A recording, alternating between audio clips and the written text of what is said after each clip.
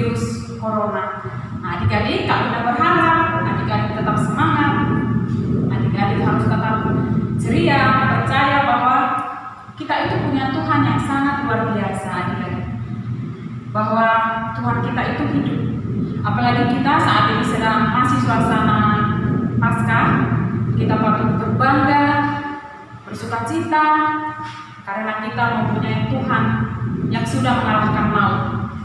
Adik-adik, kita akan memulai ibadah sekolah minggu, walaupun di rumah kita tetap.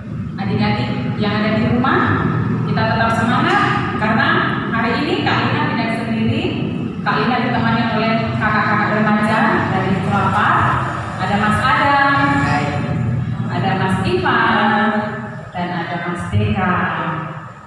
Adik-adik, marilah kita mengawali ibadah sekolah minggu kita ini dengan semangat, dengan sukacita.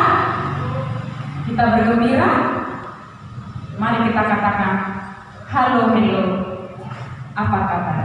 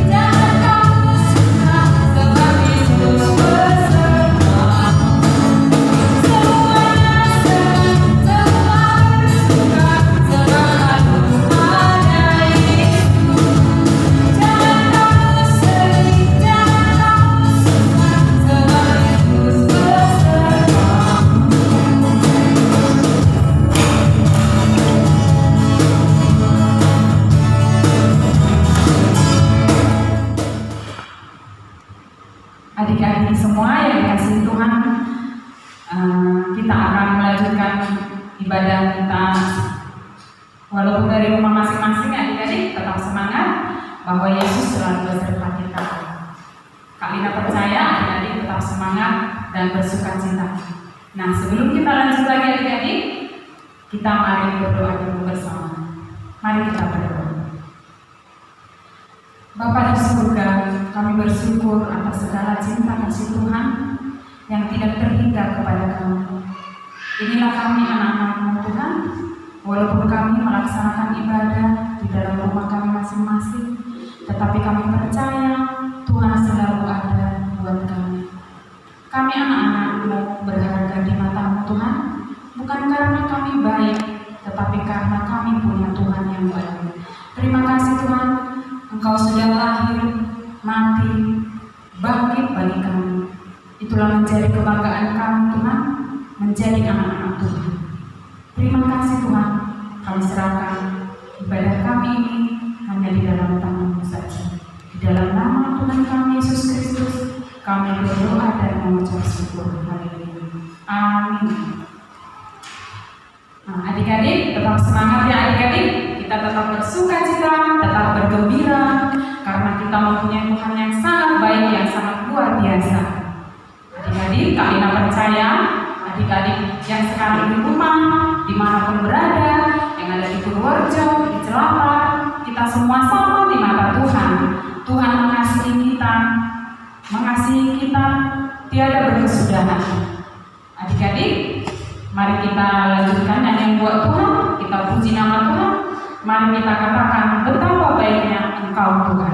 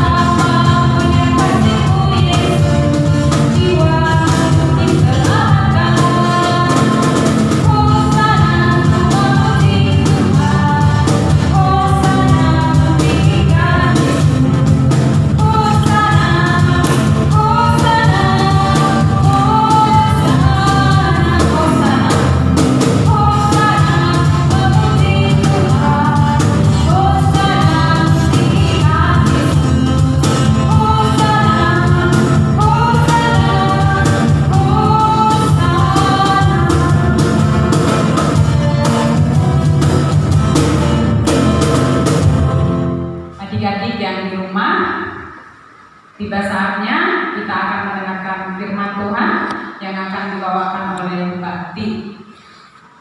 Kak Lina berharap adik-adik tetap semangat, walaupun kita cuma di rumah, tetapi kita tetap semangat, tetap ceria, sebab kita mempunyai Tuhan Yesus yang sangat luar biasa.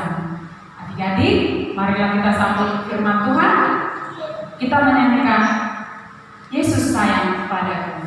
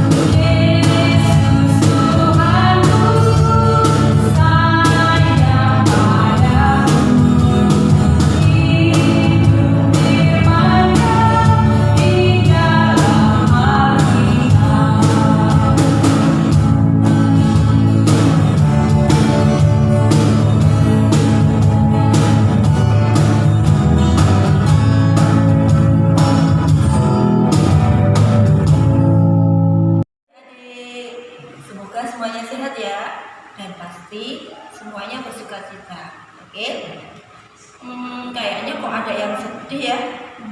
Kenapa ya? Aduh, Mbak jangan sedih ya. Karena hari ini kita akan mendengarkan seseorang yang tadinya sedih, tapi terus kembali bersukacita. Ayo, siapa itu? Penasaran kan? Yuk kita dengarkan bersama-sama. Pada hari itu, 2 orang dari para pengikut Yesus sedang dalam perjalanan menuju sebuah kampung yang bernama Emmaus. Emmaus ini letaknya kurang lebih 11 km dari Yerusalem. Kalau dihitung lama perjalanan, mungkin kira-kira 2-3 jam lamanya baru sampai di Emmaus. Wah, jauh sekali ya. Sambil berjalan, 2 orang tersebut, yaitu Kleopas dan temannya, bercakap-cakap tentang semua yang sedang terjadi. Sementara mereka sedang bercakap-cakap, tiba-tiba ada seseorang yang mendatangi mereka dan berjalan bersama dengan mereka. Mereka tidak tahu siapa orang itu. Orang itu bertanya kepada mereka, "Apa yang sedang kalian perbincangkan selama kalian berjalan?"